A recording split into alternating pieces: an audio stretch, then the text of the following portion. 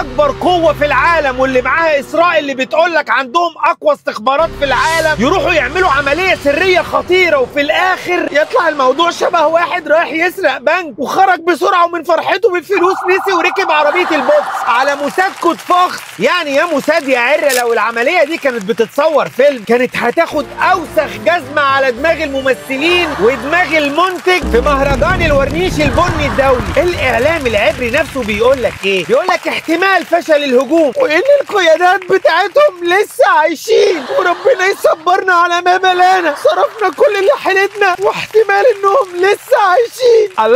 الله يا كيان، مش هي دي برضو المخابرات بتاعتهم اللي بيقولوا عليها اسطوره؟ هو ده الشباك؟ ده انتوا طلعتوا شباك، ومش اي شباك، ده انتوا شباك حمام مكسور والعالم كله شاف ليتكم وانتوا بتعملوا الكيكي. الشباك ده يا جماعه بقى عامل زي العريس اللي جهز كل حاجه ودفع دم قلبه في حجز القاعه، وابوه البرتقالي خد فلوس من ناس كتير على انها جمعيه وساعده بكل ما يملك، وفي الاخر العروسه ما جاتش. اتجوز امك بقى. فضايحهم يا عيني بقت اكتر من مسلسلات رمضان. الاجمد من كده ان ابو حنان والمؤسسات الامريكيه كانوا بيراهنوا على بيبيه النتن ودفعوا تكاليف مهوله علشان في الاخر الشباك والكيان يخلي رقبتهم قد السمسمه. شفت ابو حنان يا عيني اللي قد البرتقاله الكبيره ده رقبته بقت قد السمسمه، ما بقاش عارف ياكل، كل ما ياكل لقمه تقف في السمسمه، ما فيش. يعني ابو حنان بالظبط عامل زي ما يكون معاه عربيه جامده جدا وباعها علشان يروح يلعب بيها قمار، وفي الاخر يخسر الرهان مع الكيان الهلهوله، ويجي بعد كده الكيان في حضن ابو حنان ويقول له معلش يا بابي كنت بجرب حظي. هو ده بالظبط اللي حصل مع الكيان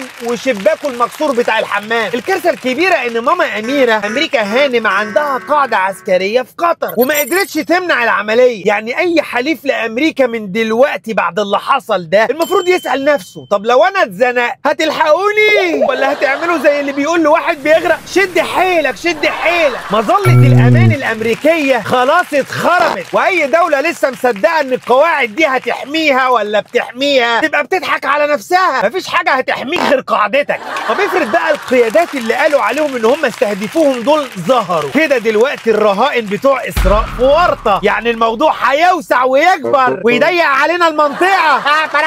يا خلاصي يعني مش امريكا واسراء بس فشلوا، لا ده بقوا هم نفسهم سبب الخطر الجديد، وده معناه ان اللي خطط واللي نفذ واللي وافق لازم كلهم يتحطوا في قفص متهمين قدام العالم كله. بس يا ريت بالله عليكم قبل ما يتحاكموا لازم نحط لهم قرن فلفل شطه اسواني جوه ليتهم علشان بدل ما يجيبوا محامي يبقى القرن حامي. اللي حصل ده مش معناه انه فشل بس، لا ده معناه ان المنظومه كلها بايظه ملعوب في اساسها. امريكا بتتباهى انها بتحمي حلفائها والكيان بيتمنظر انه اذكى واحد في المنطقه، وفي الاخر طلعوا زي فريق كره قدم وبيتصرف عليه ملايين، وبتيجي في النهايه فرقه سعيد جوافه تهزمهم 3-0 بالعلم ان سعيد جوافه ميت من سنتين هو وفرقته. قال لك كان ماشي على الطريق الصحراوي نزل شرب بوظه طلعت البوظه بايظه. رهيب سعيد جوافه ده. السؤال بقى بعد الفضيحه دي مين لسه بيثق فيهم غير الخرفان؟ مفيش غيرهم، دول ماء في اي حته اللي بيعمل لهم